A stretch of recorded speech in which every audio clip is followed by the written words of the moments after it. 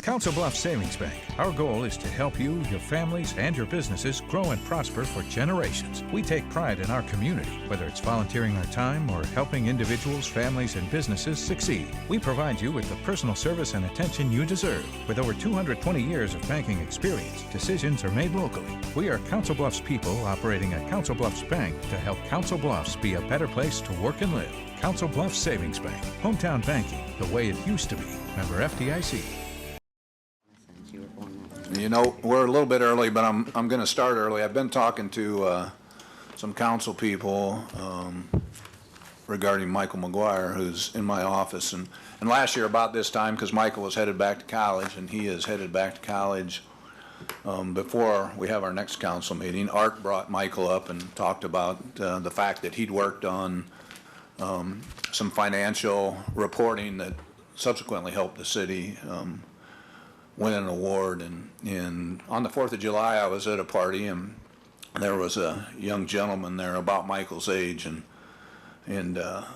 was a little bit silly and continued to take selfies of himself. And the people sitting around said, "Oh, we're in trouble. The next generation, we are in trouble." And so I'd like to introduce Michael, and he's working in the office this year. He's helped answer the phones, troubleshoot problems for the city, and I told Wendy one day, I said, I really feel bad we stole Michael away from Art for the summer. And Wendy looked at me like, he works for Art, he works all day long doing spreadsheets. So he's working for the finance department, he's working in the mayor's office. I've told people that it's, to use a Hanifenism, rather interesting. I come in the morning and Michael says, you've got 6 messages.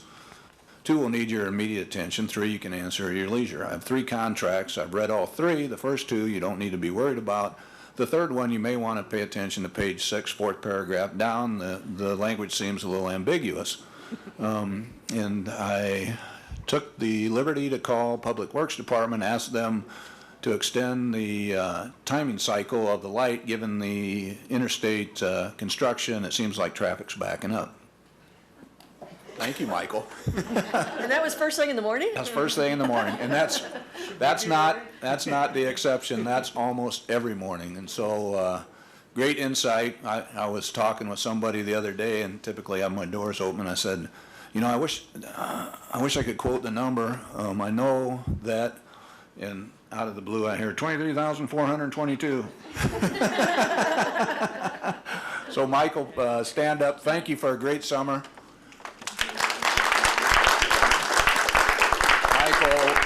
Michael will be finishing his senior year at Notre Dame and has a great future in front of him, and is testament that there's a great future in front of America. So thanks, Michael.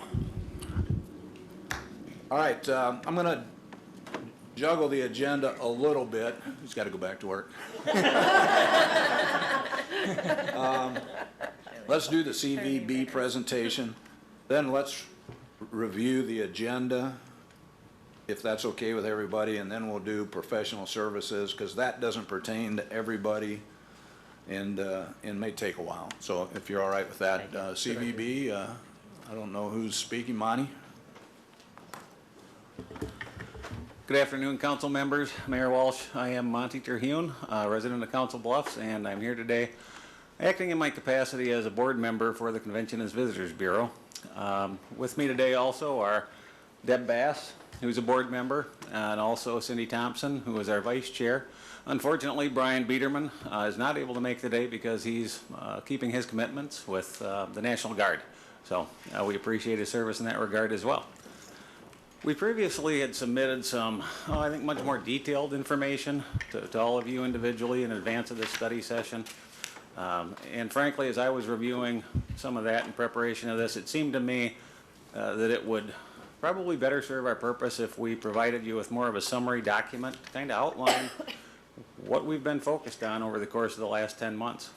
I know that we've met with several of you individually, not all, and on multiple times even. I would also like to take advantage of this opportunity to thank both Dick Wade and Art Hill for really the tremendous assistance that they've given us as a board and organization. during this first year of a transition to becoming an independent nonprofit organization. I guess if I could direct your attention to the handout entitled CVB Fiscal Year 2014 Annual Update, I just wanted to take a few minutes to walk through some of the milestones. On the second page, you can see, from our perspective, I'm just going through and looking at it for the entire fiscal year. You know, the first quarter of fiscal 14, I think, was really more directed by the city and the staff, and we were brought in and selected as part of that toward the end of it. I believe the first study session that we attended was on September 23rd, and we really tried to hit the ground running after that. And so the majority of what we accomplished is in the second through the fourth quarters.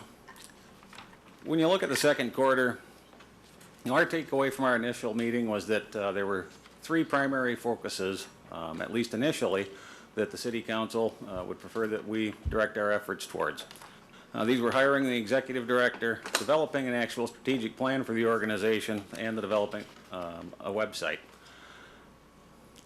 As part of this, just well, it was a necessity. A lot of us didn't know one another as we came together on the board, so it took time to get to know one another and really go through the forming stage of the organization. I think that we were able to get through that fairly quickly, but it was one of the challenges that we overcame. One of the things that we learned pretty early on was that given the transition to really a more independent structure, we had to evaluate and reassess duties or realign duties of some of the current staff of the CVB themselves. And, you know, I was particularly grateful that Kathy Fiskus was willing to assume a modified role, and she stepped in, and working closely with several of the board members, changed pretty dramatically what her focus had been, and provided a lot of support to the organization and helped us make the progress that we were able to achieve. We were a little surprised by the amount of, I guess, day-to-day operations or the tactical nature of our focus, particularly in that first quarter. Simple things just like making sure that bills got paid, who was reporting to whom, those types of things, took a fair amount of time. I think during that second quarter, our first quarter, we met weekly up until the holiday period, and then we started meeting bi-weekly in the third fiscal quarter. We were learning about convention and visitors bureaus and what the roles are and what the changes have been recently. You know, we discussed them, I think, just briefly, even to gain an understanding of kind of the trend to become more independent organizations.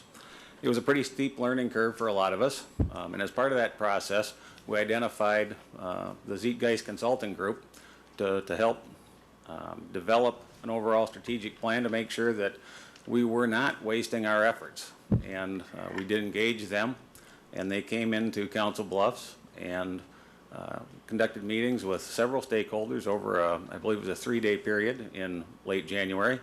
Again, several of yourselves were included in that, as were many other of the constituencies of the Convention and Visitors Bureau. That was one of the key things as we moved into the January-February timeframe. We had to begin getting much less tactical, and the evaluation of what the organization needed to be, the strategic vision, was the first step. Before we could even determine who we needed to hire to execute that vision, we had to set the vision.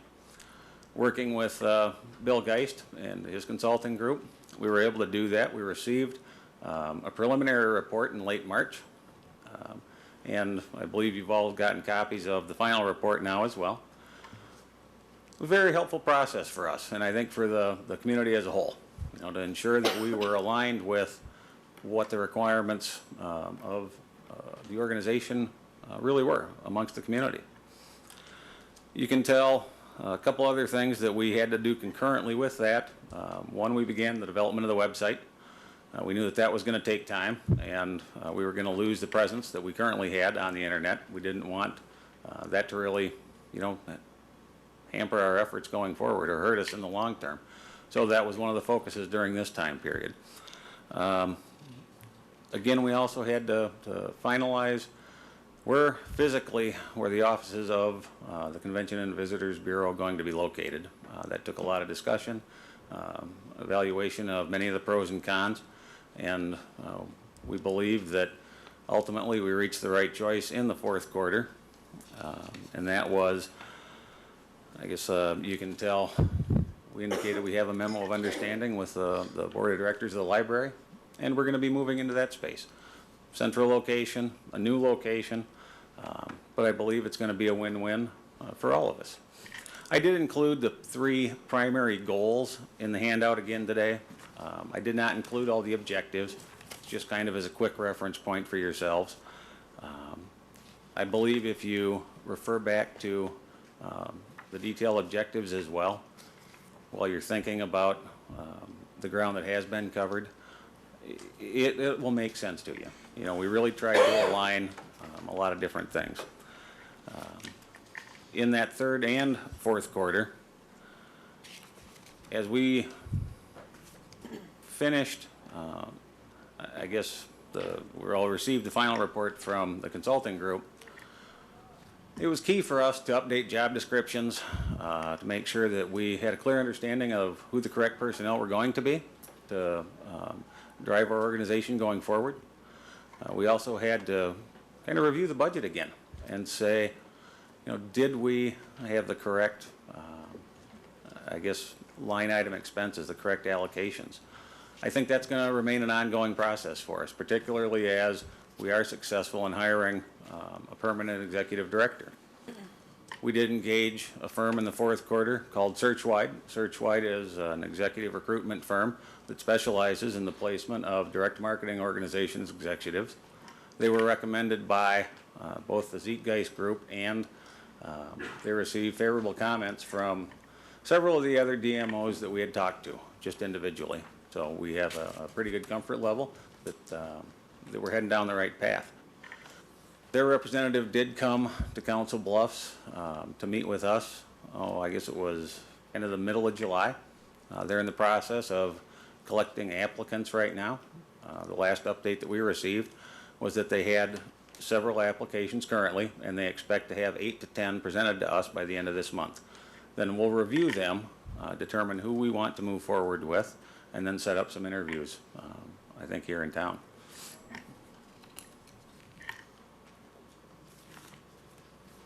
I'm not sure if you've got any questions on just kind of the overall timeline, or, you know, if you'd like a little more color on any of that, we'd be happy to provide it.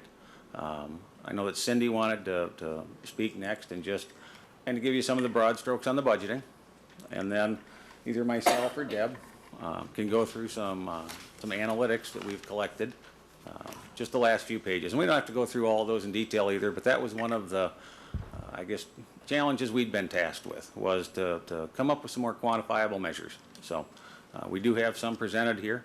Some of them we don't understand fully yet, but we're building a baseline. So I guess with that, I would turn it over to Cindy. Okay, we received money from the city in December of 2013, and that information was all emailed out to you prior to this meeting. I did just give you a summary of that. We have all of the detailed receipts. If anyone has questions, want more information, all of that is open and available anytime you need it.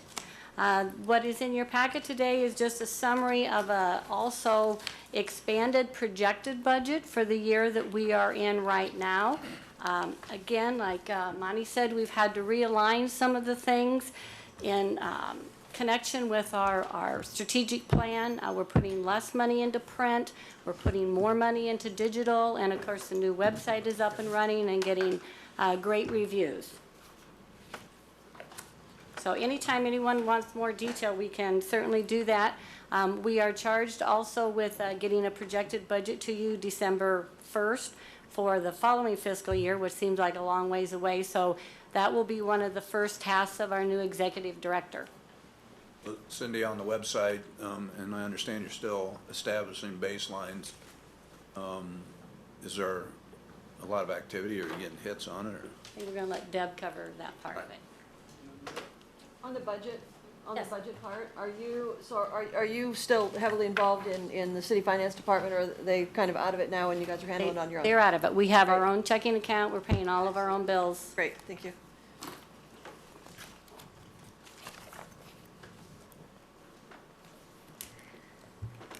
As Monty said, I'm Deb Bass. I'm just going to cover the website usage analytics very quickly. If you'll take a look, that is also in your handout. And this is our baseline. We're just getting started, so we know we have to measure these and see what happens as we tweak things. Your website is never finished. You're always working and enhancing. It's an iterative process. So the average is 2,000 to 2,500 sessions per month. Over 1,700 users. They hit an average of 2 pages. They're there for about a minute and a half. The peak length is 4 minutes. I'd like to see that go up a little bit. And then you can see the demographics, definitely male in that younger age group, and their interest is in sports. So I think that speaks highly to the work that they've been doing as far as trying to enhance our sports marketing.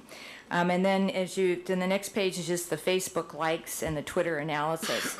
But this does reflect, as we're looking at the future staffing of the organization, we made some changes. The executive director, of course, is key, along with the sales manager, but then we really felt it was important to develop a job description for social media specialist, because that's so much about what destination marketing is all about these days.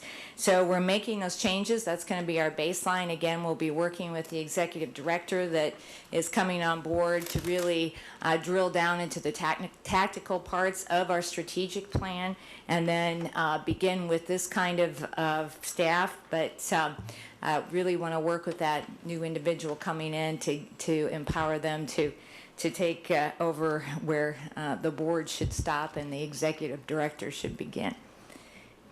Any questions? I have one on your analytics. Does it, it gives you the users, does it give you the location? Do we know if they're all in Iowa, Nebraska, farther away?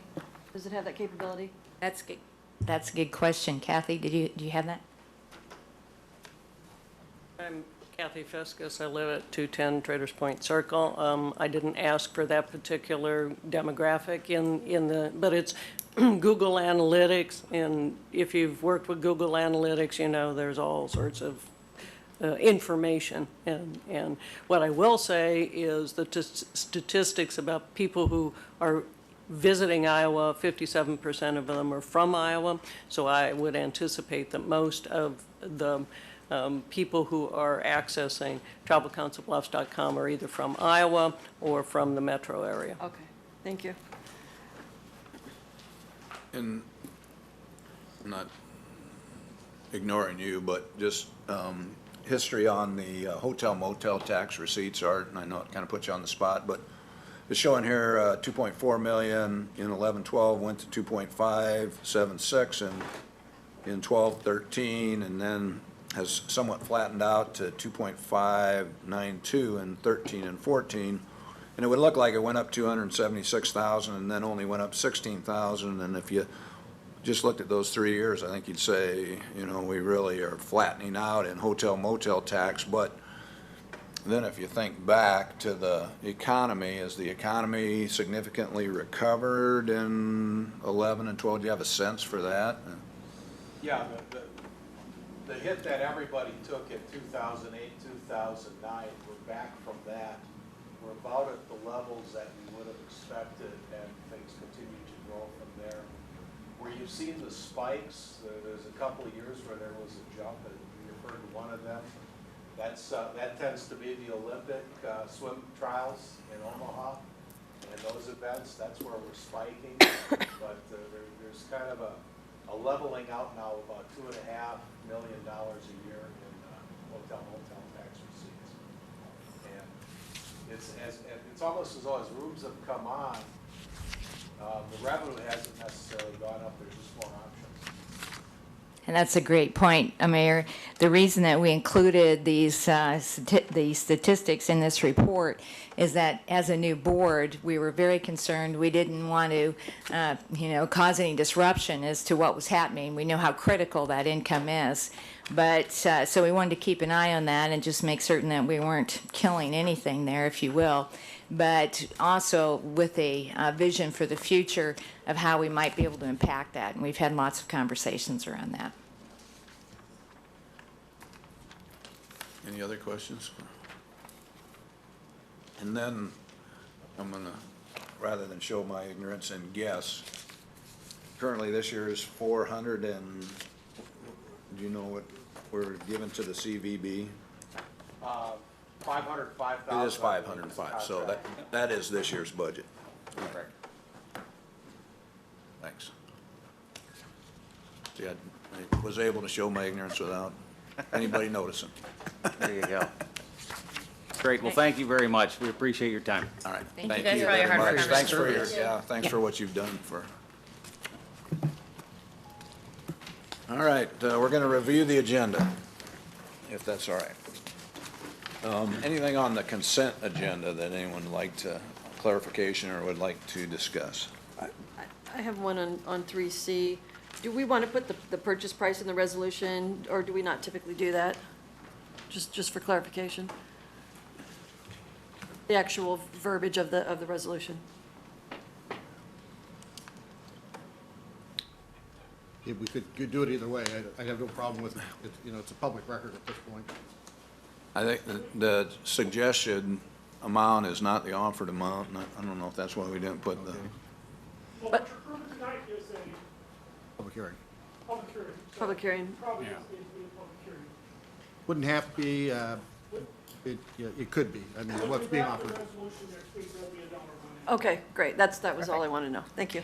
And I will share with the council, I did go ahead and pull some data on that. I'll be happy to make copies and give you, because really, without getting appraisals done on these vacant lots, then we kind of have to depend on those assessed values. But when you pull the recent sales of vacant land in Council Bluffs, they're not selling for what they're assessed for. So that's probably not a very good guideline for us. Because, you know, the ones I pulled, is like this one's assessed at 17.6, it only sold for 10,000.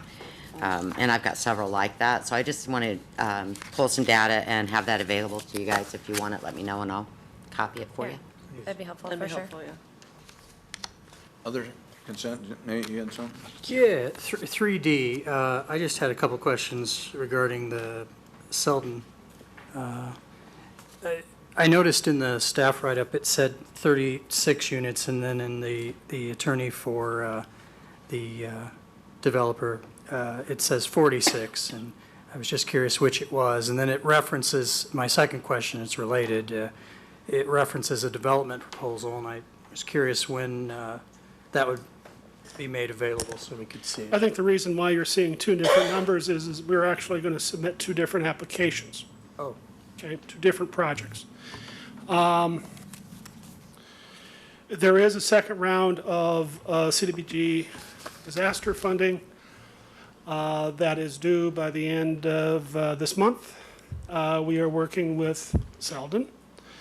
We're also working with Common Bond. We can submit two applications. okay. If the numbers work, Selden, if they go after the CDBG disaster assistance, their project would be 36 units. Now, understand that they have every intent, in my understanding, to also pursue a tax credit project like they did last year. There is some overlap between when we hear from the CDBG disaster and when the application for tax credits is due. Make sense? So the 46 is going to be the tax credit. If our first application fails. Okay. Kind of plan, backup plan. Yes. What happens in a wonderful world if they both get it? How do we? My guess is if they would have the choice, but, you know, the CDBG disaster assistance will be fairly quick.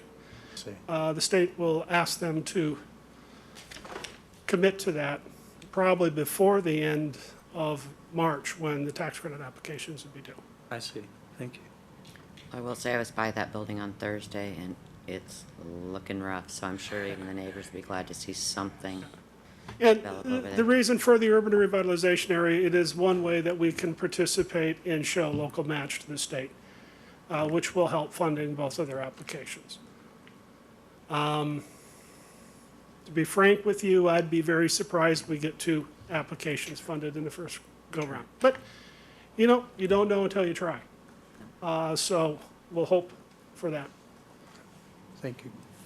Before you go, was this project always a zero tax value to the city? I noticed in the write-up it said zero tax for 10 years. No, Is that no. new? Is that something new? I don't remember that. Well, it depends upon which project that you're going with. I mean, our urban revitalization areas that we've set up in the past, we have basically 2 policies. If we go with essentially 36 units, and it's essentially a mixed income project funded with the CDBG disaster, it is going to be treated just like any other property tax apartment. Now, since 18 of the units are, I guess, adaptive reuse, we feel that that fits our policy within existing urban revitalization areas, that we could grant them 10 years, full tax abatement. Now, if that doesn't happen and it's a low-income housing tax credit project and that is funded, the state has legislation now that basically directs the assessor to treat this project as, or assess it based upon the income approach, because the rents are controlled, therefore their income is coming to the project as less. So it'll have a reduced taxable value. It would have a reduced taxable value. I'd be guessing 30,000 a unit, which would probably be half of what a typical apartment would be. Okay. Now, in those situations, since it's more 46 units, we'd be only providing 4 years of property tax abatement. Okay.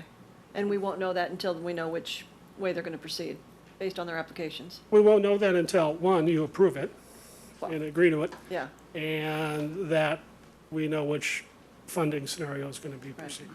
Okay. Thank you. Other questions? Other questions on the consent agenda?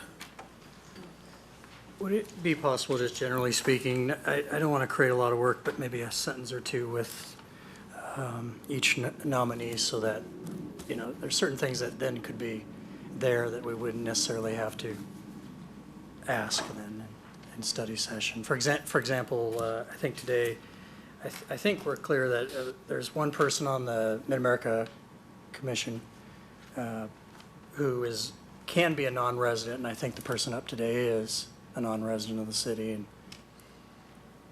maybe including that in the write-up ahead of time might just speed things up. Is that an accurate assessment, Dick, of what the, For Convention Center Commission, yes, we allow 1 non-resident.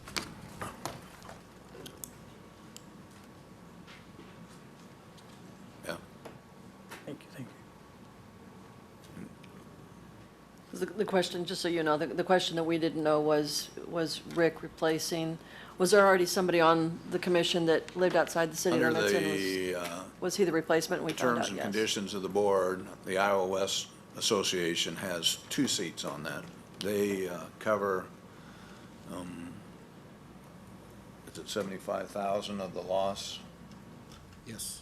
And to that end, they have seats on the Mid-America Center Board. The other responsible party, 75,000 of the loss, is Harrah's. Harrah's decided they did not want a representative on the commission. We spoke with Iowa West, because frankly, in some instances, there appears to be, in some instances, there is a conflict of interest and they can't vote, and that conflict of interest is when we talk about getting a grant from the Iowa West Association. So, got a 5-member board to say, I can't vote on this. I'm a member of the Iowa West Board, and I'm a member of the Mid-America Center Board. So we talked to Pete Tulipana, asked him about the possibility of going to 1 representative from the Iowa West Foundation. He checked with his board, and at this particular time, they would like to continue to have 2. And they then choose who that is, and they then chose Rick Killian. Okay. Sue Ellen Overton will be leaving the board in December. They will then exercise their right to the second nominee. And I don't know if they then choose somebody who's not a Council Bluffs resident, if that causes a problem. So we have a little conflict there, and we may need to talk to them and tell them that it needs to be a Council Bluffs resident, but Okay, so I wasn't even clear that this was, one was their nominee and one was the city's. Is They're- that what this, they're both? who's the other nominee? They're both Iowa West nominees, yeah. Yeah, they're All right, both, so we're good as They're far both, as the okay, residency, gotcha, yeah. okay. Yeah. Those are the replacements for the two Iowa West Okay. board members, so. I didn't know they were doing Sue Ellen yet, so I thought she was gonna finish out the end of the year, I so, thought she was too, but. yeah. I thought so. All right. Other things on the consent agenda? How about the public hearings? For A, if we can waive the third, they have requested that. I don't know if anybody has any issue, but no one's here from Arrow Towing. They said they'll come tonight if we need them to, but. We've received the same request on 4B to waive third, if there's no strong objection. Neither of Hey, them see conflicts. Don- How does this, we're coming out with the 2030 plan shortly, and the write-up references the 1994, as far as zoning, et cetera, et cetera. Is it still kind of in line with what 2030 calls for, do you know? Or does it even matter? That just kind of hit me as I was reading through everything. I'm like, oh, wonder if there's any difference. I don't think there's any difference on East South of Mud Bridge Road. There might be a little bit of difference on Fifth Avenue. But keep in mind, these are existing businesses that Sure. have been there. So I think that you have to take that into consideration. Yeah, I was just more curious on the And differences. both of these, I think, both have to have a conditional use permit, Okay, so. thank you. Questions on the public hearings? On 4C, so just for point of clarification, what happens if the Deer Park Apartments never responded? So if they don't respond and accept their section, then nobody gets their section? Is that how that works? Generally, no. If somebody does not wish to have what would normally be their section, the person on the other side sometimes has the opportunity to take both sides. Because I thought the write-up said it was contingent on all parties accepting. Maybe I misread that. It is, and I think they're all exactly. Okay, thank you.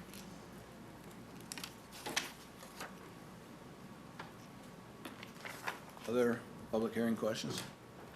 Resolutions? I have a question on 5A, and I know that we're not the county, but I just was curious as to why the assessed value, the estimated assessed value on that's gonna be $250,000, and the acquisition and the refurbishing costs are almost $420,000. Didn't make sense to me, do we? This cost does not equal value. No, I know that, but 60%, that's, Yeah. is that normal? Yeah, Probably in a when, case like this, when it's a historic building and it's. Wow. when you're, It was a the city need for hall the, upstairs, and it was a fire station on the first floor. It was one of our city halls. That was the original, I'm not sure, I think that, but I've not been able to find that. But I know at one time it was city hall upstairs, and it was the fire station downstairs. And was it yellow? And no, it wasn't, the historical colors weren't quite yellow. no. yeah, clearly, This will be exciting to have let's done. pray it's Yeah. not yellow. Well, it had an interesting write-up about how the siding on the side going to more correct width, and the colors in the front being corrected to the extent it's still there, and going to historical color, which would be fantastic in Yeah. that area. Yeah. so then double Opposed to the thanks neon goes to yellow. Ed Kane for Yeah. doing the project. Wow, is he here? There is quite a bit of risk there for him to do that, and so not here. it's quite a commendable thing that someone would take Yeah, that on. yeah. Yeah, it really Agreed, is, and yeah. much Wow. appreciated. Yeah, it'll Wow. really change that look there because it needs to get back. It appears as though some work has already begun on. Does it? On the property, yeah. Oh, I hadn't, I drove by there, Demo anyway, yeah. So, Okay. it's like maybe some demolition going on inside. the old bar and laundry, yes. Yeah. Have a drink while your Laundry in clothes are more being ways done. than one, if I remember it right, wasn't it? Yes, I think you're right. It was a laundry. Other resolution questions? On 5B, there's a shortfall of 111,502, the cost versus the budget. And so do we have you shifted funds or something to cover that shortfall? Or is that all those funds coming from, it did mention private contributions, is that what's going to cover that?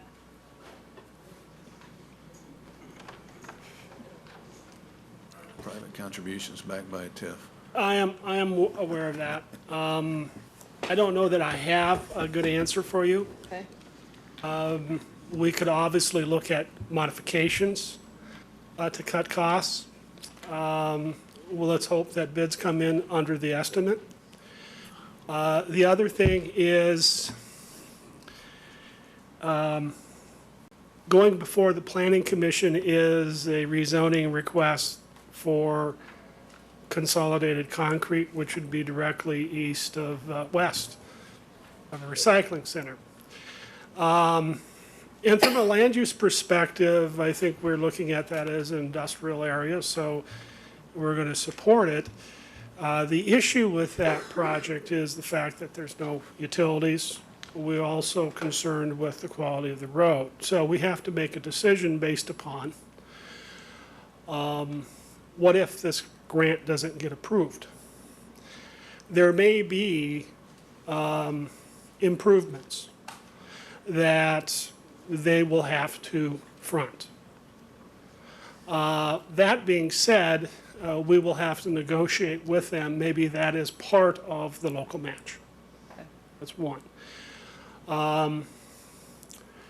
The other parcel, the Echo Group parcel, is already zoned, so, you know, we really can't leverage that. But we do need to buy some property from them, and maybe we can get that discounted to some degree. So that might be another way that we get a few private dollars. The other thing is, you know, this probably would not be funded, engineered, and actually constructed until next construction cycle. That would give us the opportunity to deal with the capital improvement program for next year to resolve any shortfall we have. Okay, thank you. I jump back to the consent agenda because I just dawned on me that Jason James is not a Council Bluffs resident. Oh, you're right. So can we postpone action on that and talk to iOS and find out what they want to do? Yeah. Good idea. Yep. Is he for sure not? What's that? He's for sure out of the city limits? Yeah. Jason, yeah, Yeah, for because sure. I knew some of those in that area were in the. And he's already a board member, Yeah. so Oh, okay.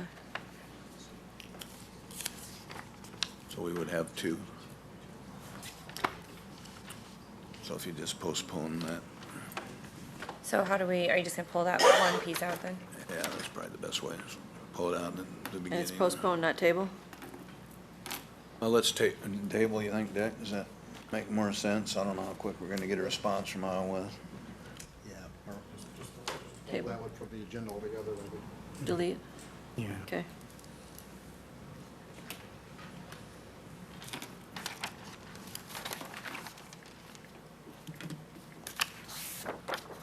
Other discussion on resolutions? I guess on 5D, I just want to start the conversation by saying that I intend to vote in support of this resolution. I think that you made a good choice, Mr. Mayor. There seems to have been some questions, but in my mind, it's two different issues. Maybe there's questions on the process, but then there's the selection of the chief, and that's what's before us. And so I just want you to know I intend to support the resolution.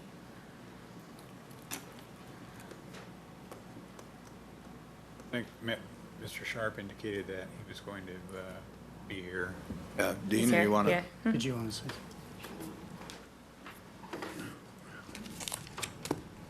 Dean Sharp, I'm president of the Fraternal Order of Police, and I represent the police officers for the city of Council Bluffs. And I would agree with Ms. Brannigan wholeheartedly. This is two separate issues. We are not here to, I would ask in open meeting right now that you would support Tim Carmody with a 5-0 vote. With that said, I have some major concerns on the process and how it was used. I have legal opinions now written up that said that the process itself was questionable at best. And I had a long diatribe that I was going to go into, but I'm not going to. We need to get past this. I want to work with somebody in the background and make sure that this does not happen again.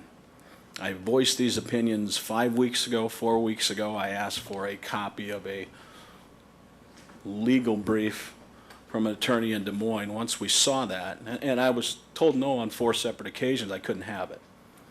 When I saw a copy of that email, I now know why I was told I couldn't have it. Because our attorneys have looked at it and said there's no legal standing for it. It's not, it just doesn't exist. The assertions made by Mr. Brick are absolutely false. With that being said, once again, we get back to a position of I hate the process, I like the results kind of a deal. So to fight the results is hurting us. I think Tim Carmody's an excellent chief. He'll make an excellent chief. But I can't. I want to work with somebody because I just can't tolerate how the process went through. I mean, it was just, you know, we were stonewalled. We have a relationship with the mayor's office and with this council that we've established over 20 years. That process was damaged in this when I was stonewalled, and frankly, I was lied to several times on this deal.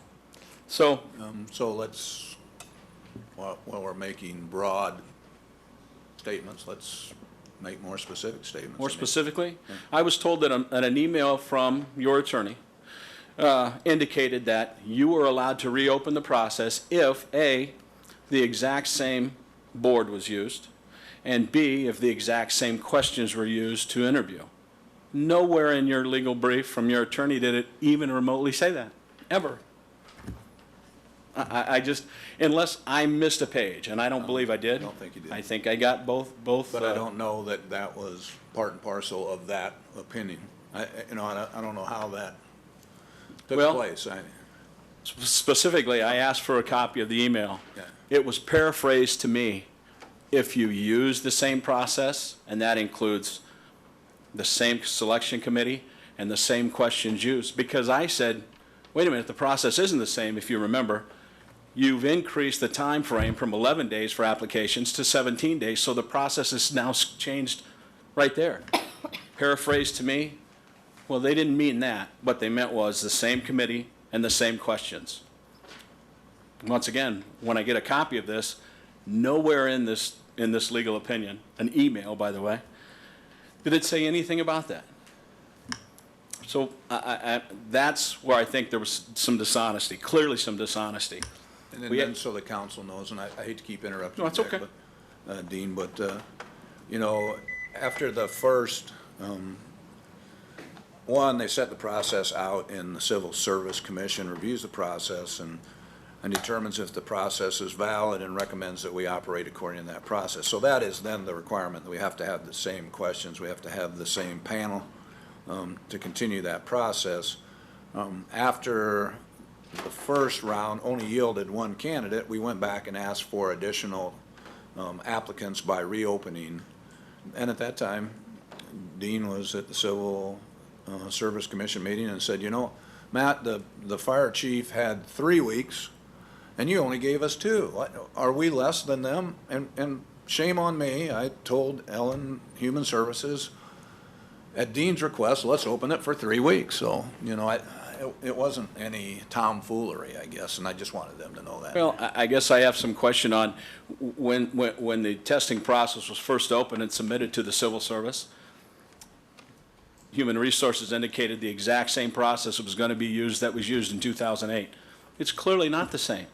In 2008, Tom Hannafin and 2 police chiefs interviewed 2 candidates for police chief. There was no selection committee, and then went to a mayor's interview. Just simple things like that. I want to say misspoke. Everyone misspeaks. But there's just a continued process of what I feel has been I don't want to say fabrication, I don't know what word to use. What I'm looking for is to move forward with some guarantee from someone that this doesn't happen again. I mean, people have the right to know, and Lynn hit it on the head. There are two separate issues here. Confirm Tim Carmody, and let's move forward, and hopefully we can sit down and maybe get this process. I mean, I don't know, you know, I've learned some new civics lessons here, what the council can and cannot do, the mayor can and cannot do. So I should have listened probably in class a little more, but I want us to talk to somebody about this, and I've voiced my concerns to everybody who would listen. I have legal briefs that you can look at from our attorney, but once again, we're back to the same place. Wherever we go on this thing, we're back to the same place. Who answers the questions, and how do we move forward from there? Well, and so then, so that the council knows, it's my job to make the hire.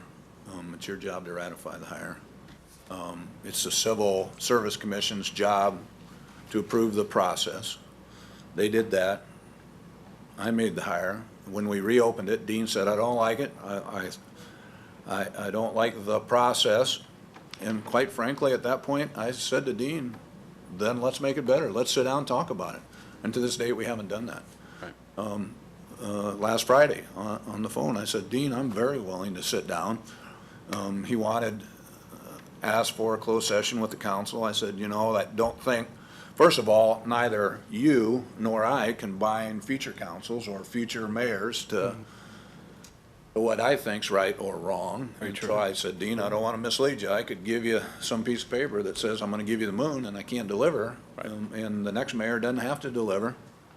But to that end, I'm very willing to sit down and discuss ways to improve the process, because we don't need this shadow cast over the. Once again, we are not a union that comes out publicly. We don't air dirty laundry in the paper. We don't go on Channel 7, which I was just on. We don't go to the newspaper that I was just in.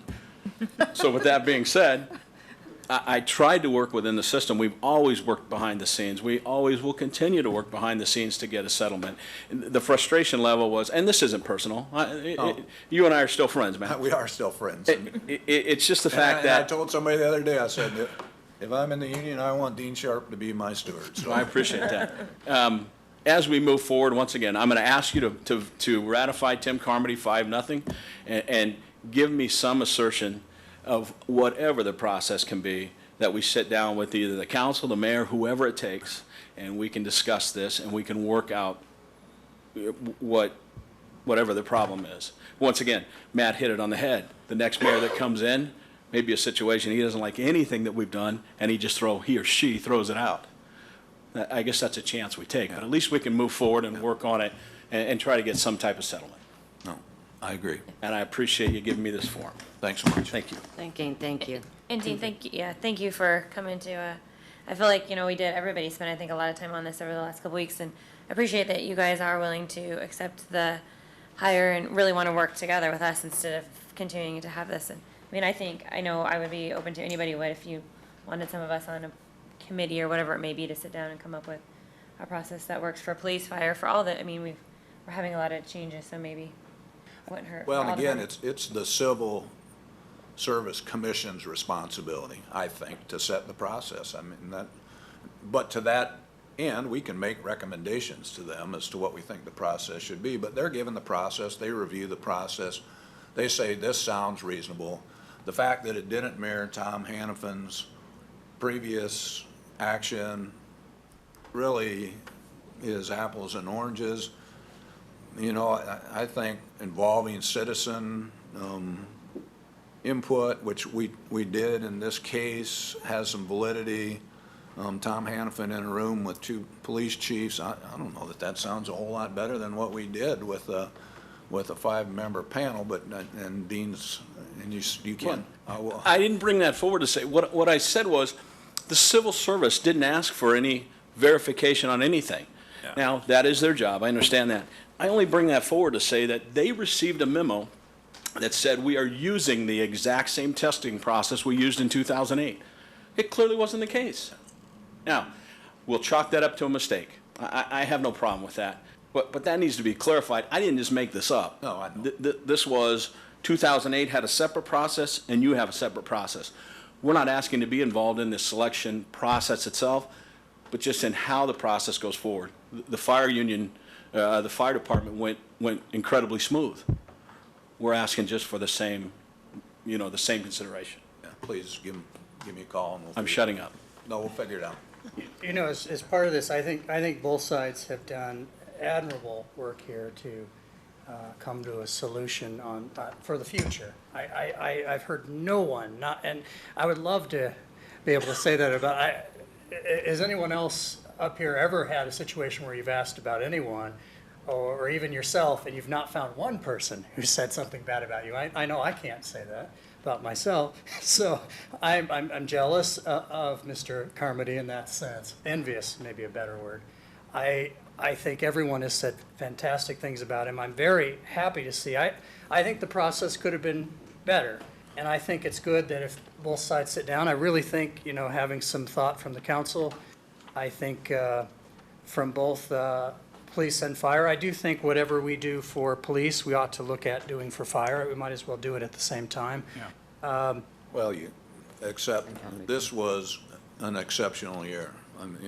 Alan Byers was there for 20 years, and so one of the things that laid open the differences were they happened within 2 months of each other. That will never happen again, probably. Well, it could, because they do, I think, serve at will, don't they? I mean, you could, in theory, fire a police or fire chief, right? I am not going through this again. I'm just saying, I'm just trying to think of best practices for the future. I mean, let's say a new mayor comes in and wants a new police chief and fire chief. I mean, it could. Find a new mayor to. No, but we can have a process in place that we can say, this is our intent of what we think should be good, so that when the new mayor, whenever that happens, because eventually it will, of course, at least there will be some sort of, okay, we can go back and look at it.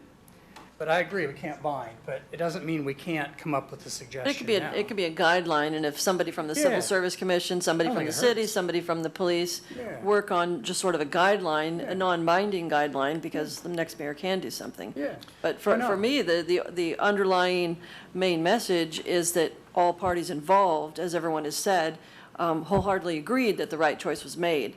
And I think we have to be careful not to lose that message, and that's what's before us tonight. So I mean, hopefully there'll be a meeting afterwards, and you're involved in civil service and the city, and we move forward. If you want an assurance that, that ought to be the way forward, speaking for myself, I give you that's, from my perspective, that's something I will work on, and you can count on that, because I think we should do it. Yeah.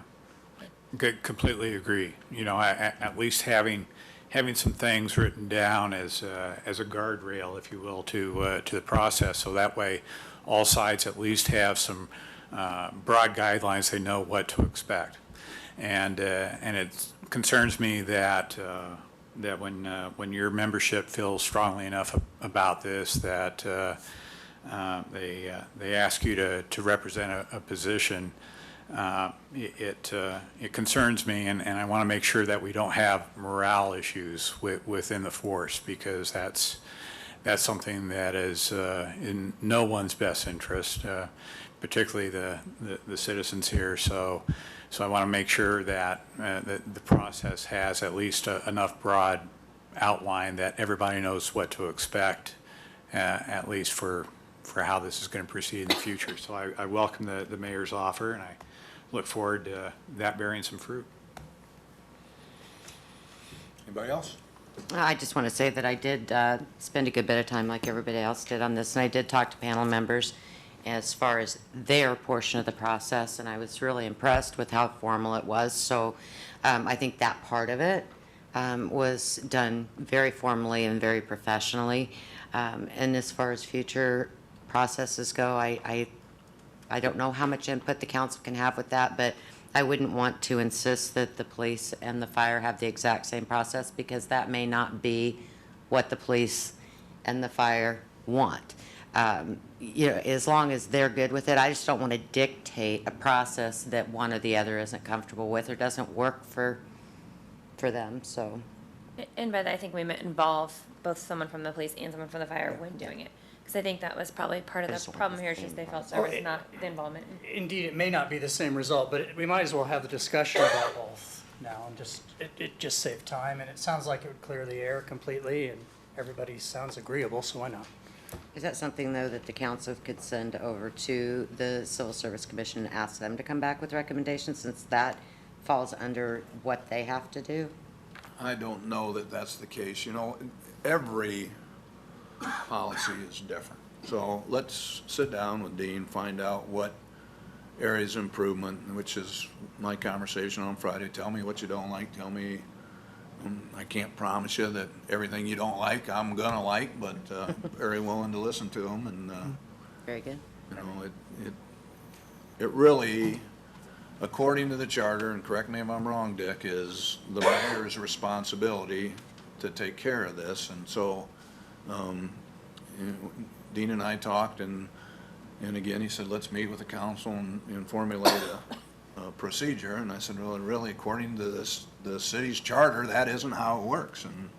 And so, either we go to the public and change the charter, or we work within the charter as we have, and that doesn't mean you don't get input in. I'll allow input in from you and certainly from the union, and we'll go forward with a better formula on how to do it next time. But the bottom line for everybody out there in television land and everybody in here is that the process, in my opinion, worked because by far the best candidate was chosen. Tim Carmody will be an amazing hire for the city of Council Bluffs, and flawed or not flawed, the results of the process yielded the best candidate, and that's what's important in this situation. Absolutely. If it were flawed and it didn't yield the best candidate, then Dean and I'd be switching seats, and I'd be out there saying we need to change something. So we've got the best candidate. Let's work on the process, and we're open to listening to how we do that. So, and while we're on that, since it's the only one I think we have left on the resolutions, I'd like to talk a little bit about 5E and get your opinions on that. Wondered if you had questions. Frankly, this is something that isn't in the budget. We've talked to Art about it. There's and I'm really going to show my lack of IT knowledge, so jump in, Art, jump in, Wendy, wherever, but there is money available for IT infrastructure, and to that end, my thought process is that infrastructure starts with a Chief Information Technology Director. We would like to initiate that hiring policy or that hiring process today, beginning today. Before we did that, in light of everything else, we wanted some confirmation from you guys that we're not doing all that for naught. There are multiple areas computer-wise that we think a Chief Information Technology Director can enhance the softwares in the city and the ability to use technology to cut costs, to improve efficiencies and those types of things. So. Well, you hit on a couple of my questions, and the first one is the funding, so I'd be interested to hear about that. Secondly, I think it's a great idea. I can't imagine a business this size without an information technology officer. And then along with the funding source, I would like confirmation. I'm assuming from the write-up that it's a totally separate and new department? Has not been a department yet, and the Okay. council creates and dissolves departments, and so you need, and that's why the resolution reads as it does. You So would it's a need new to department. create a department. Currently, information technology reports under the finance department. Right, okay, so there would be that separation, good. Where did Art go?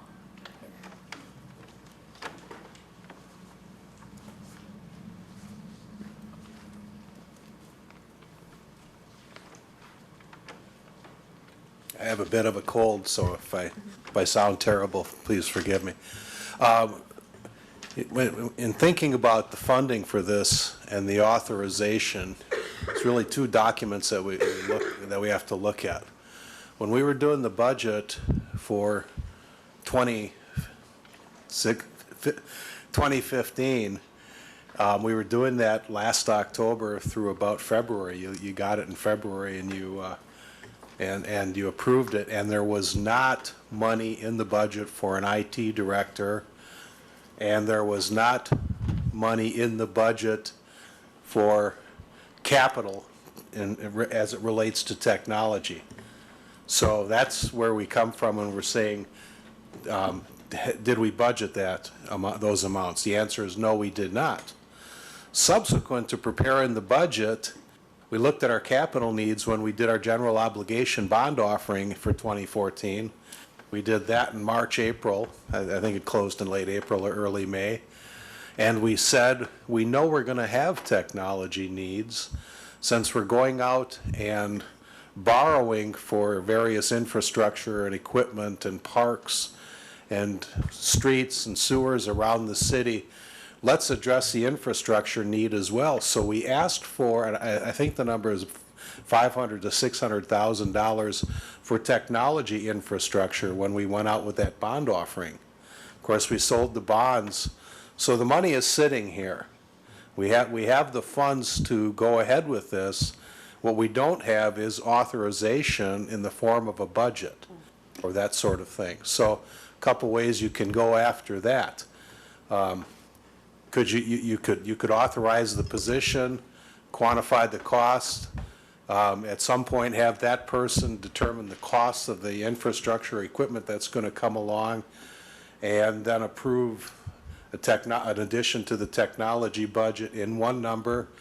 Or you can do it step by step, get the director and the costs associated with it, come back in and find out what it's going to cost additionally for the equipment. So, And our kind of thought, my thought was that person would then do that legwork and give you an idea of what we need, when we need it.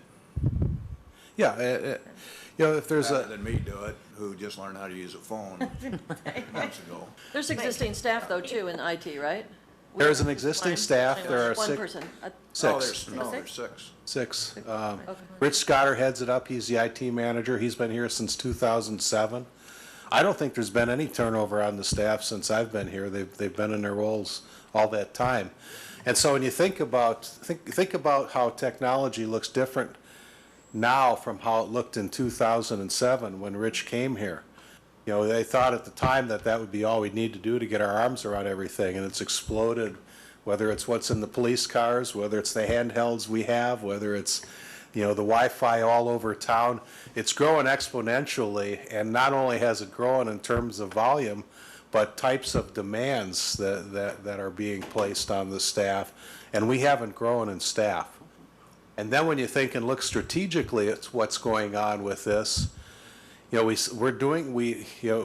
systems development, you usually have the operations person, the man or woman who has to do the job every day, and they know what they think they need.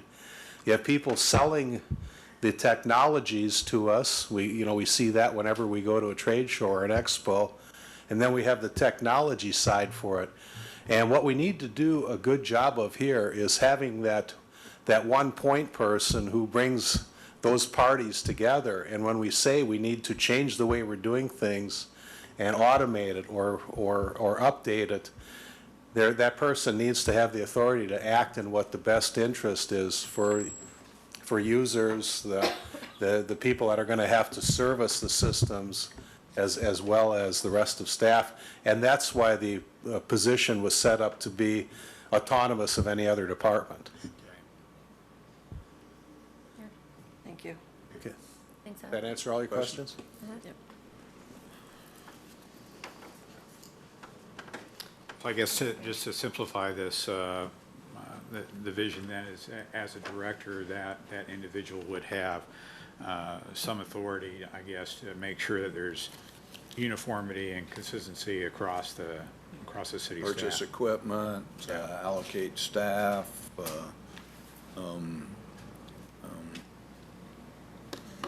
just do some of those small things that we need to address.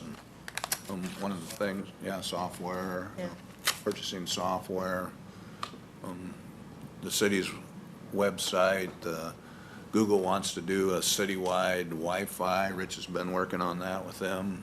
He'd help Rich with that probably, he or she, and so that type of.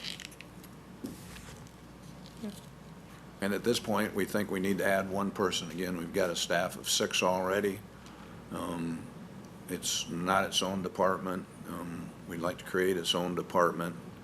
And we think we have the money due to the bonding in order to do that this year. We could wait till next year, but frankly, I think it's addressed better sooner rather than later. Right. So. We're behind the 8 ball. Aren't there, I think you may have mentioned to me before, there were some efficiencies that could be gained if it's a department and the people, because they're not all downstairs in the IT department, they're in the different parts of the city, right? There's a IT person at the police department, one at the fire department, one at the library that specifically work only with those departments now. In its day, that was probably the right structure. I'm not sure that it is today, but. So there's not a cross-training, or if somebody's sick, or if another department needs some help, it's not set up right now to do that at all, is it? So the vision is to bring it all under one umbrella, right? Yeah. Good, good. That makes sense. Very good. Good. Any other questions? I have a question on 6B. Maybe it was just an oversight on Don. 2029 North Broadway didn't have the health sign off, but 1220, it's the same outfit. They have signed off. It's signed off, okay, in our packet, it wasn't It signed. was contingent upon them approving it, but then they came in and signed off, and that's why it wasn't scanned in there. I can get you a copy of that. Okay, no, that's fine, I believe you. I just want to make sure I had a signature. Thank you.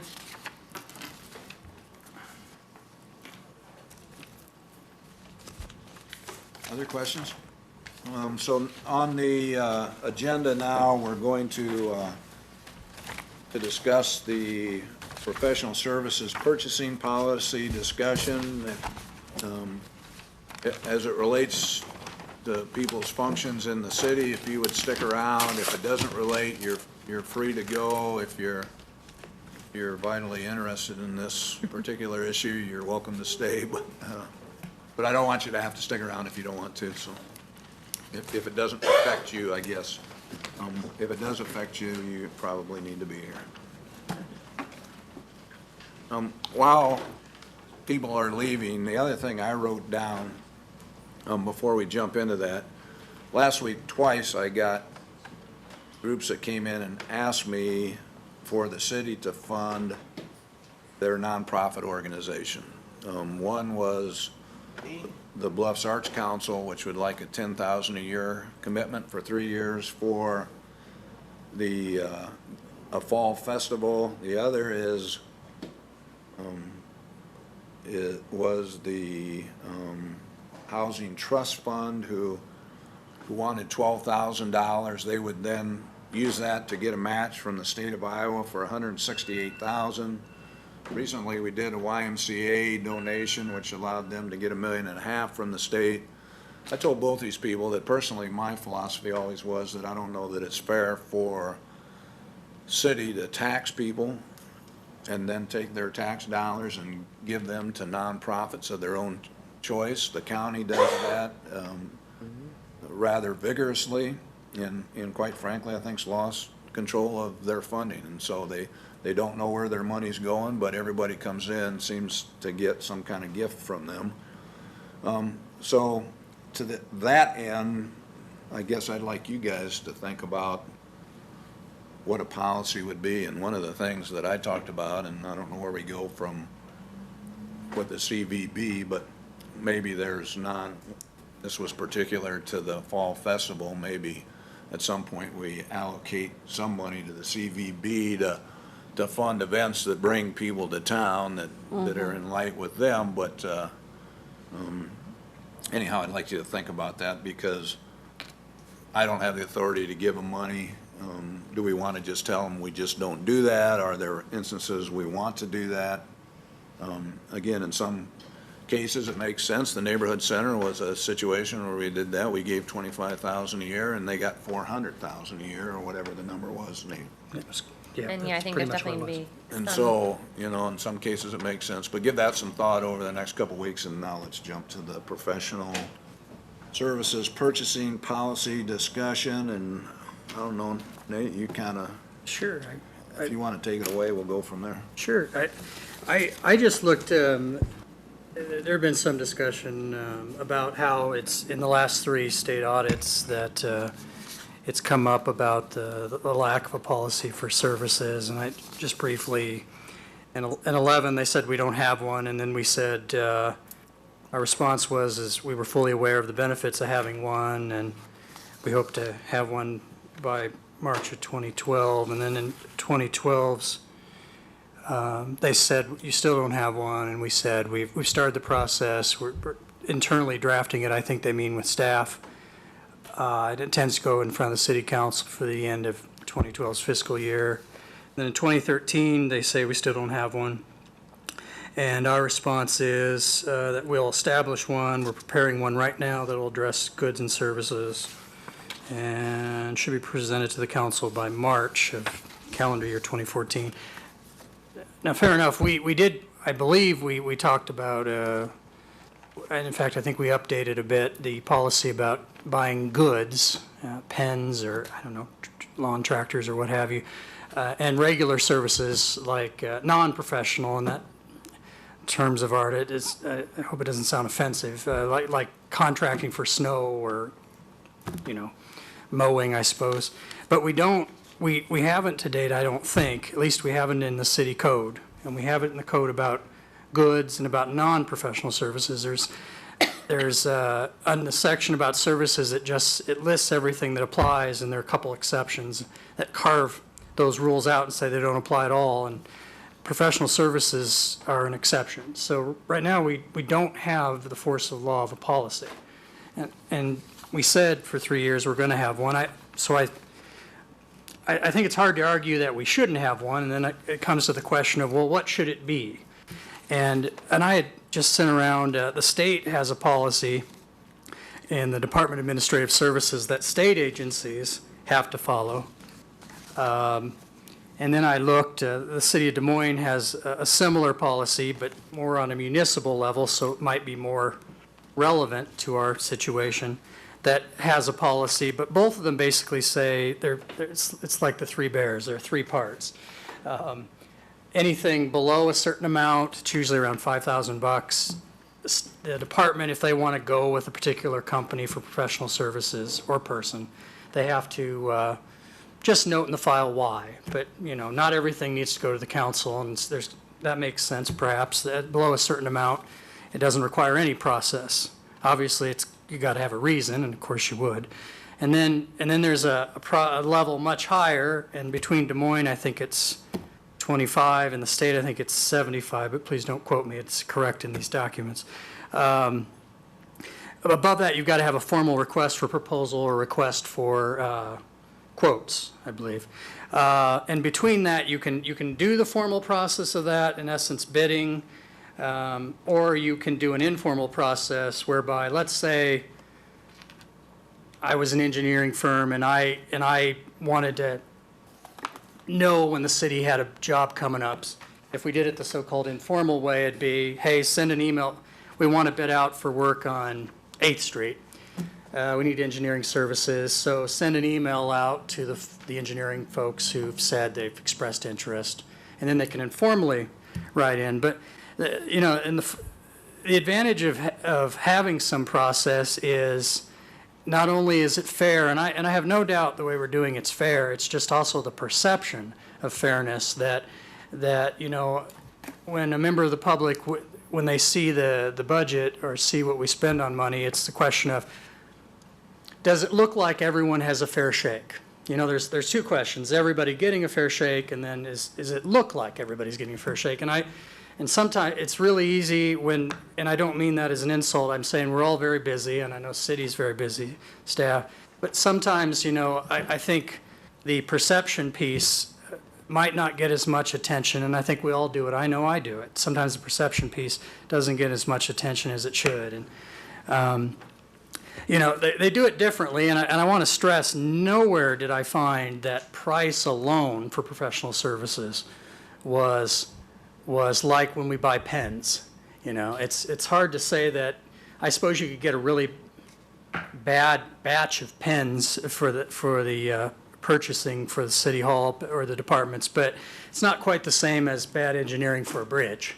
So they, both the state and Des Moines and other places I looked, take into account price is a factor, and I'd suggest it's an important factor, surely, but by no means is it the primary factor, and it's certainly not the only factor. They also look into qualifications of, all right, so I'm not an engineer, but suddenly if I claim to be one and I bid on a project, I really shouldn't get it, you know, even if I have the lowest bid.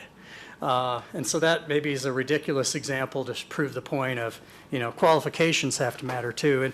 And looking at perception, the only thing I'd say is I just looked at calendar year 2013. What I did is and I must confess I had the computer do most of it. I scanned in with software that turned all of the agendas, all of the council packets, and all of the minutes, and including all of the monthly vendor reports for calendar year, not fiscal year, calendar year 2013, and just ran some keywords. Basically, I wanted to know, in general, is there of the, for example, I took engineering services. Of the engineering services that got tax money in 2013, roughly how much did each get?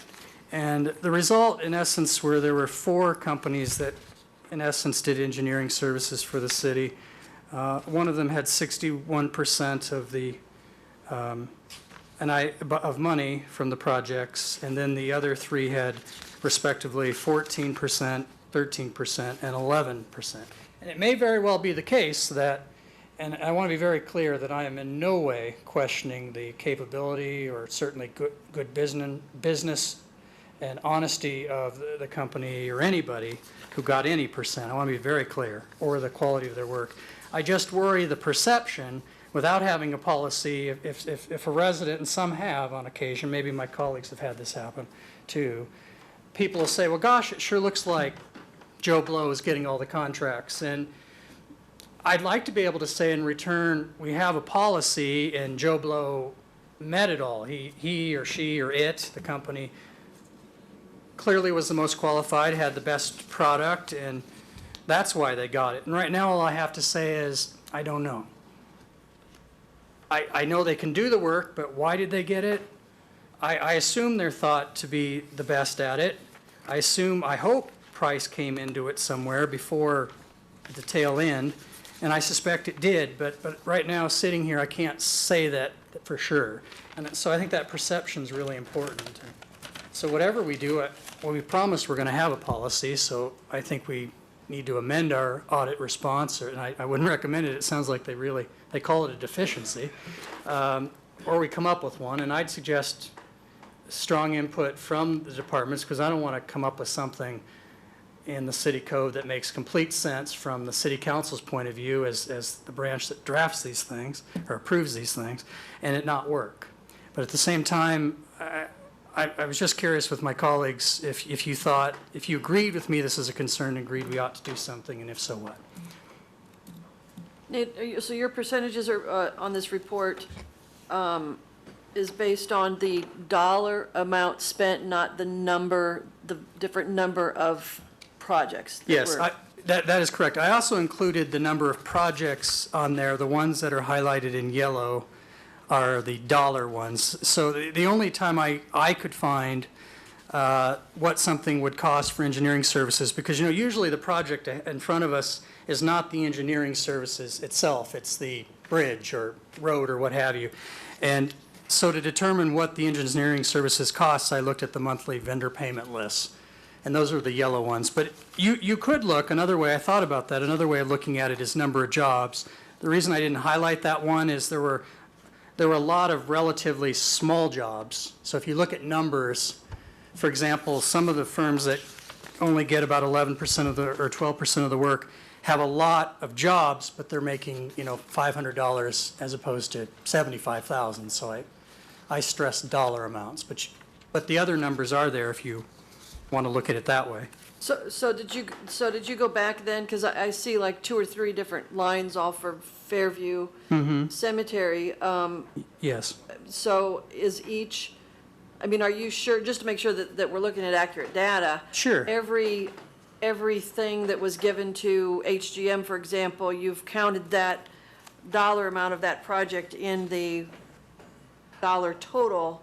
Yes. Page 2. Anything now, with the caveat of, there may very well be certain things that, are below a certain amount that don't get in the vendor list. It looks like it goes pretty low, so I doubt it in dollar. What we approved as we received and filed for vendor payment lists, I included every penny that was listed. So if there was money paid outside of that, which I would doubt, it wasn't there, so, and we didn't approve it, so I can't reflect it on this document. I hope that answers your question. I went with everything that was there that I had. The only one thing I'd point out is on one page, the last 3 digits in a number, very last page, regarding November 18, 2013, Resolution 13272. It was at the bottom of a page on the vendor list, so the page number cuts off the final 3 digits on the 34,000. So for purposes of this, I just made it a straight 34, which is, that's the only thing where I had to guess. Right, because I mean, we didn't have a whole lot of time to look at this, but. No, I just gave it to you. For example, that's why I was thinking that maybe this didn't include all the dollar amount, because if you look at, on the first page, June 10th, we did professional services related to Kern Park improvements. I don't see Kern Park improvement in the yellow section anywhere, so we know what was paid out. You see what I'm saying? Yes, I do. I believe that particular one shows up later a couple times. And the other possibility, of course, is I looked at the calendar year. So, for example, it may have gotten paid, per the fiscal year a month or 2 later. So right, okay. It may, on the beginning of the calendar year and at the end of the calendar year, there will be some shifting either way, if you will. Okay, so this is like a best guesstimate. This is my best guesstimate, gotcha. yes. And I looked both ways, 2 months either way, by the way, and I didn't see any major change. It looked to be a wash, quite frankly. I'm curious, the JEO isn't on here, who was contracted to do the levy study, which was a significant expense. They may be in the 1% that's missing. They were $500,000 or something. Down in the details a little too deeply here. Just a couple comments quick. It's troubling to me anytime you use the term bidding with professional services, because professional services are always qualification-based, so. A few times you said maybe we should be bidding, or, Well, including price as a factor. Now I understand we don't. Right. Yeah. Well, no, that's not true. We always take into account cost, but it's not the basis of selection. So our typical process is based on qualifications, we'll select a consulting firm. We ask them for a price. We review that price. And I know for a fact, Matt makes them go back and do it over. Sure. No, we don't agree with this. Or maybe you didn't understand, because the challenge of taking a price is they have to understand the scope. And so, he'll sit down and, this is what we're looking for. Is this how you prepared your number? And I said, no, we thought we were going to do this. And so there is cost factored in. So, but that's not, at the end of the day, it's just impossible to say, I'm going to take the cheapest cost, because somebody else is always No, not the cheapest, but no, but the state and the city of Des Moines both take cost in. They send out above a certain threshold. They both say, look, tell us your qualifications, and here's what we're thinking of doing. Include your price in it, and so that the perception is everybody gets a fair shake bidding on it. Well, but I don't know about the state, but I can guarantee you Des Moines doesn't. Well, that's what their code doesn't say, oh, this one's cheaper, that's the one we're going to pick. No, but they include price as a factor. They're very clear in there that it's not the only factor. The process that I've heard is when we take, if you would take proposals, you would ask for a sealed, separate envelope with a proposal fee in it. And I've heard that they'll evaluate the proposals based on qualifications. After they've made their rankings, then they open the envelope of the first one and they'll negotiate. And that could very well be, that's how we certainly get it beyond for- my Do that here? expertise. Yeah. No. We That's how don't, we and that's my that's point. what I really, Well, from a perception point of view, I mean, it's hard for me to sit here and say, you know, someone should get 61% if we don't have a policy in place to give a perception that they earned it. I'm sure they did, but perception is, you know, important. And I think, and we promised we're going to have a policy, so. well, I don't think it's that big a deal to develop a policy. You know, I called around the state to different cities. Cedar Rapids does not have a written policy. No. They have a procedure, just like we have a procedure. Davenport, Des Moines, you mentioned Sioux City, they have written procedures. Some are resolutions, some are ordinances. You just said we have a procedure, so is that different from the policy that Nate is talking about? I'm confused now. We have nothing in the city code. We do as for the purchase of goods and non-professional services, but we have nothing with the force of But law. if we have a procedure, why do we get written up in the audit? I don't, if we have one, I It's haven't not a seen written it. procedure, it's a process. It's not written, and that's why we're getting flagged. I see. Well, Nor does it have our I vote don't as a think force that of law. audit flag is really that critical. I mean, well, It's certainly They've dinged nobody's us 3 stealing times money. in a- I mean, it doesn't rise to, you know. And they've dinged us 3 times in a row, Yeah, right? and It's a matter of concern for me for this year. Can we- respectfully, you know, it's got to be something that we put Des into the Moines does? I code. mean, that's, now, but I would Whatever guess it is. one reason you don't have a policy is because we're not the only ones that hire professional services. We have other departments do it. Yep. And But this would apply to all departments. then. It would, and I would assume you they want both do to it follow, differently. Des Moines, has a policy, as I read their code, it has a policy for every department except it carves out engineering, which must be a separate department if I read it correctly. And they have their own separate policy for that department. It just defers to it. It says engineering already has a policy, and it refers you to that. So, you know, however we do it, what do you I think want? we need to have something in. Do you want a policy from Public Works, or do you want a policy for the entire city? What do you want? Maybe it needs to be separate like Des Moines, and that's where I really, really need to rely on, you know, the qualifications of you and the rest of the experts as to a recommendation of where it should be, because I don't know. That's way beyond my understanding. I'm not an engineer. But, you know, as a council person, I really, from my perspective, we've got to have something. And like I say, I don't want to just come up with something that looks gorgeous on paper and doesn't makes your life miserable, and it doesn't solve any, and creates problems rather than solving them. I don't want to do that. But I do think we have to have something. If we've got a policy in place that's unwritten right now, maybe the first step is to write it down so that we could see if we've got any questions about it. Is that a way of maybe? Well, what is, Dick, and again, I'm gonna show my ignorance here, but I know a little bit. We use the state's policy, and that is 75,000 or more, council approves it. Is that right, Greg, or No, that's for construction.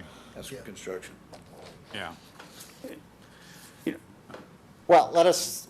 Yeah, I just like. We'll throw something out. Okay. That appreciate it. I think probably would work for everybody. One thing I also, Nate, you'd mentioned that you don't see all contracts, but at least I would think nearly every engineering agreement does get approved. Oh, that's what I say. I highly doubt there's something, you know, unless it's something so, I mean, I imagine, you know, to use pens again, when we buy a box of pens, which I recognize is not professional services, but I'm not sure we see each and every, maybe we do, on the vendor list, but I just wanted to not say something that I didn't know for sure.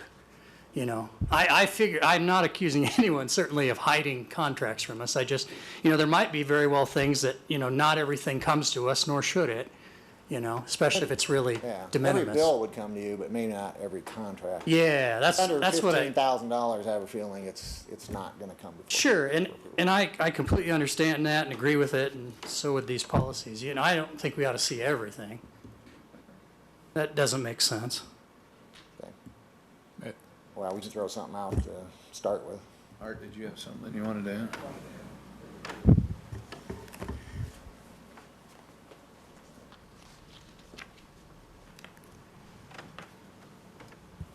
Where we need to not get bogged down into policies versus procedures, goods versus services, quotes, bids, all that sort of stuff.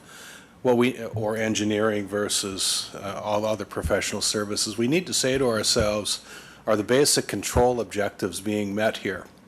And the basic control objectives is we only buy stuff if the purchase has been authorized. We only buy it from authorized vendors. We only buy it at the prices we've negotiated or we'll find in the market. And for most of the stuff that we do that with, we have an independent procurement department that handles that. So for stuff that's going through our procurement department, very confident that as long as it does that, we're okay. Another control objective is to make sure that every transaction is at arm's length and that there's no potential for anybody to benefit in the wrong way, whether it's the vendor or it's the person letting the contract. Well, again, we're doing it through an independent purchasing department can certainly go a long way to solving that. Absent stuff going through the purchasing department, what I'd like to see at a minimum, and whether it's a policy or a procedure or whatever, I'd like to see for amounts over a certain purchase, whether that's $5,000 or $10,000, that could be studied. But I want something, I'd like to have something in our records that says this is the person who made the decision to deal with that particular contractor or vendor or agency. I, Art Hill, chose to hire the auditor of state to do our audit because. Then I've got it out there. Anybody that wants to wonder why subsequently it was done just has to look at a piece of paper. Unfortunately, we have bills where I'll be looking at it and it'll be a certain amount and I'll say, who approved this? Who chose to do this at this amount? And it was part of that deal, or I think it was done by that department. Well, I want, we're an organization that should have a name behind every significant purchase, and I think that's what the auditors are saying they want. If we make a commitment to somehow say that we're for acquisitions or purchases over a certain amount, we're going to document who made the authorization, and if there's certain reasons why we went that way that might be germane to it, have that in there. I think that'll answer that point. We don't have to create this big, cumbersome set of procedures. We just have to be able to say, when I'm signing a check, I can go to something and see who said we're going to do this. If we have that, I think we got something. I agree that would be a step forward as a control process. Coming back to the mayor's point about JEO, and I made the observation previously that CDM Smith had been contracted like 7 different occasions inside a 2-year period, and there are likely some very good reasons for that, given the highly specialized nature of what those entities do and what we were asking them to do. I guess my concern then is when the staff write-ups for those particular projects came out, it didn't speak to some of those technical aspects or the process for how we got to this particular company as the most qualified to carry that forward. I think a little bit more detail and effort in the staff process would take care of a lot of that, which goes back to your point, Art, of really transparency. Who's making what decision, who's responsible for that decision, and what information did they have at their disposal to make that. And the process in the state administrative code, as well as like what Des Moines was using, speaks to part of that in saying that when a department makes its decision, there's a certain level of requirement then that they have to document that decision and their recommendations And so that again provides everybody an opportunity to take a look at that and say, okay, who had a shot at this? Why were they more special than another company? How are they best qualified to go forward? That sort of thing that I think provides that level of transparency that would help everybody from the outside looking in. Other input? All right, so that we're clear on how we're gonna proceed are we leaving it up to staff to come back with a policy? Are you, is staff clear on what they're asking? Do you need additional input? I think that's a good starting point. Yeah, to it's see a good how starting been point. done and- Actually, it'll help educate us, and I'll speak for myself, me, to just what the policy is. I just want to know what it is. Well, now wait a minute. You asked for written procedure, you're calling it a policy. Well, Well, whatever. We gotta be careful what we're asking for here. I just asked What what I'm was proposing what. to do is present to the council a policy Okay. that addresses the selection of professional engineering services, professional services, a policy. yes. In that policy, when you get it, will be wrapped up in it, our current process, or some variation of our current process. So, you know, you're not gonna get a detailed procedure, this is what we do, step 1, 2, 3. We're No. just gonna jump to the policy, insert our process into that, and call it a policy. That's what I Yeah, mean. Yeah. just so we can kind of see where things. You know, it's somewhat of a learning curve here. You know, we try and put information into the council packets that, I guess, guide you in what the process was, and certainly we can and will provide more detail. You know, it's always a challenge to decide how much detail to put in those things, because pretty soon, you know, we can write pages and pages of stuff, and, you know, we try and be as brief and concise as we can. So, I mean, we can add additional information. But I can tell you, in the formal selection process, I mean, everybody's using the same criteria, you know, expertise, experience, workload, past experiences with the city, you know, performance. They're all using the same criteria. So, I mean, if we were to go through that selection process and you get a memo, it's pretty much going to say the same thing every time. You see what I'm saying? It's going to say, we selected this firm because they were the best in expertise, they were the best in experience. You know, the process tries to be objective, but at the end of the day, it's fairly subjective. I mean, you have to look at somebody's proposal and rank it and grade it, and you know. In different firms, I know all dabble in different areas of engineering, but different firms have different areas of expertise. Right. So, just to show my cards a little bit, I guess the policies that we see out there that seem to make most sense are some sort of annual proposal are submitted by firms interested in doing work in Council Bluffs. So we have on our shelves a list of firms. We review those and see that they meet the basic qualifications to be on our qualified list. I mean, a lot of the cities are doing it this way. Up to a certain level amount, we can go to that list and pick the firm that best fits the project needs. If it's over that amount, then there's a little more, depending on you know, the city. Some of them will require additional information to be submitted. That's perhaps more project specific. So on this particular project, we want more information from you on your expertise, your experience. And then another tier would be to open it up perhaps to even a broader. If we don't have anybody on our list that meets those needs, then we would advertise or solicit requests for proposals.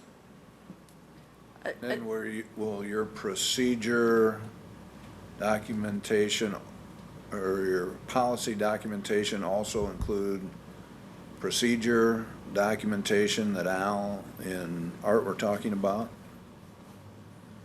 Well, yeah, I mean, we can have stuff on our file. We can take a proposal from a firm and grade it based on these criteria. But, you know, I don't know if we necessarily want to see that in the council packet. This is what we scored this guy and this is what we scored that guy. Because it's just going to start a big argument. Well, why did I get this score and why did that guy get that score? I think what's helpful to me, and as we've been talking about this, I've been going through my brain and past council actions related to professional services, and you guys do a good job when it's a unique and a specialized project.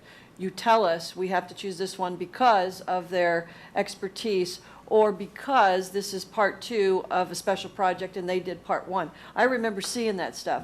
I think maybe where Nate might be coming from, and I don't want to speak for you, but the general mundane sort of normal stuff, why are we choosing who we're choosing? Because there's no basis for it. Is that kind of accurate? Yes.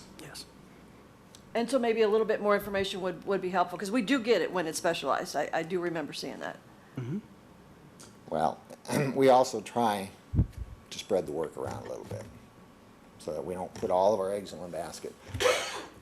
Working with a new firm for the first time, there's a huge learning curve on both sides, for us and for them, to understand how we do things in Council Bluffs, what our expectations are. And so, you know, anytime we start with a new firm, we do it because there were strong reasons to do that, because we know the learning curve is going to be a steep process. The CDM contracts at the wastewater plant, I mean, there's just a huge learning curve. Bring somebody in new and say, give us a design for this. Because basically, they have to understand the entire operation of the treatment plant. Right. And that, you know, can take quite a while. And so, you know, that's one reason why we went with CDM. You know, there are others because they have a national reputation, because, you know, they have a national expertise, you know, all those things. But again, we can try and be as transparent, but I think something, you know, our discussions on evaluating them, you know, I don't know if that's public information. If there's a group of people evaluating proposals.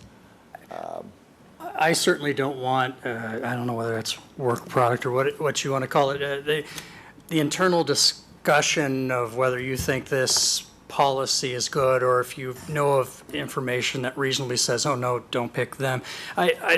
I don't want that. I want to be clear, at least speaking for myself. It's just, you know, the general procedure, is that what we're talking about? This is basically what you're talking about now. If we get that in writing and we pass it in, I guess, an ordinance so that it'd be in the city code, that would alleviate my concerns. Well, and it's a little bit of which way the wind blows, and Greg can testify that in 2008, when the economy went bad, I sat up here and said, unless the engineering firm has an office in Council Bluffs, I don't think we ought to be hiring them, because we need to create work for people in Council Bluffs. Now, there is, one of the firm with 61% is a Council Bluffs firm, 50 years in Council Bluffs, familiar with them, and I'm not saying that justifies 61%, but, you know, I don't know that that's all bad. No. I just, having it in writing shows that it's not. That's my point. I'm just talking about perception. I'm not accusing anybody of anything. The one I denied, or asked him to deny, was Sharon's husband one night. That didn't go well. I haven't been real involved in the discussion because of that, because, you know, they're one of the companies on this list, so I've been kind of just standing back on that. But I would say this, is that all the companies that, the other companies do have employees that reside in Council Bluffs. At the time that Matt said that at a council meeting a couple of years ago, before I was on the council, I very quickly emailed him. You know, my husband's company has quite a number of people that live in Council Bluffs, so they are Council Bluffs residents, and they now have an office here too, and you know how that works. If you were to have a policy like that, then all the engineering firms would just open an office in Council Bluffs. So I don't think that that really solves anything, and besides that, I guess I do believe that we owe it to the taxpayers of Council Bluffs to, you know, do the very best job we can with the most professional people that we can hire.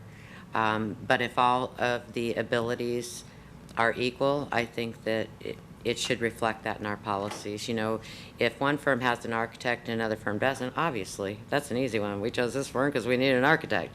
I think that some of it's pretty simple and straightforward, and I clearly understand that you have to have a comfort level working with the engineer. You have to be able to communicate with that engineer and know that they understand what it is you want, and you don't have time to handhold a new company or what have you. But if the company has shown themselves to be professional and has turned in professional products, and you haven't had problems with them, then I'd like to see, you know, a policy that would reflect that everybody's getting a fair shake.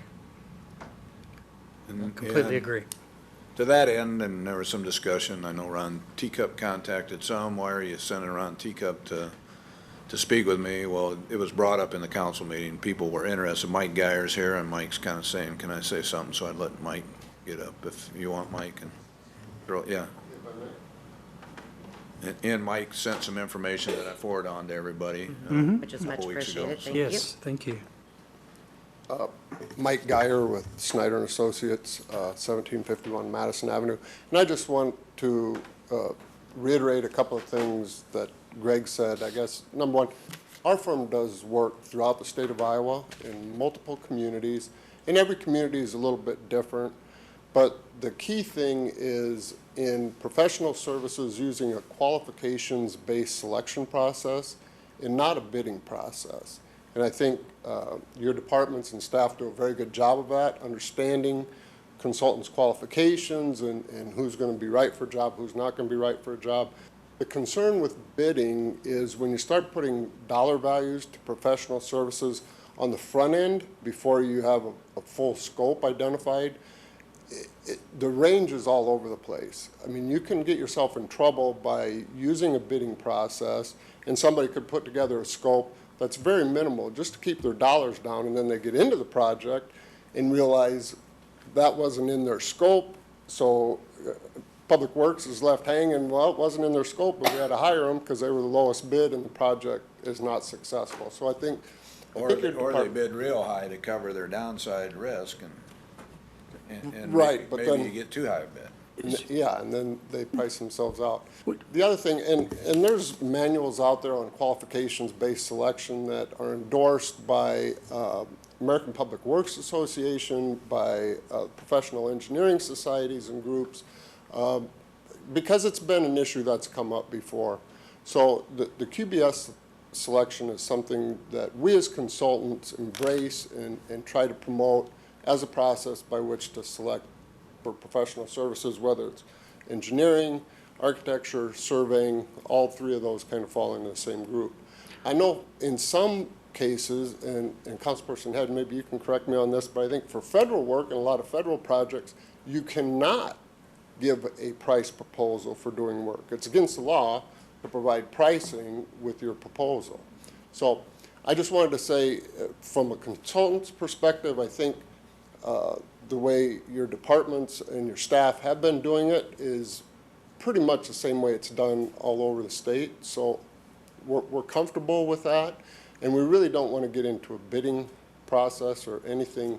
Anytime the word bid comes up in our professional circles, it makes us all a little bit uneasy, just for those reasons, because going into a project, you don't know what the full scope is going to be, and that's negotiated with staff, and quite frankly, we get a lot of pushback. We'll go in with what we think, and staff will come back and say, no, you're pretty far off. You need to sharpen your pencil on this one. Well, as part of that, though, I mean, price surely does matter. I mean, for example, in my past experience in private practice and law, I would like to think people that had hired me, certainly I didn't do divorces. I did one in my life, and not an area of expertise. So certainly if you're wanting a divorce and you're coming to me and you're trying to see if you're going to hire me, probably shouldn't.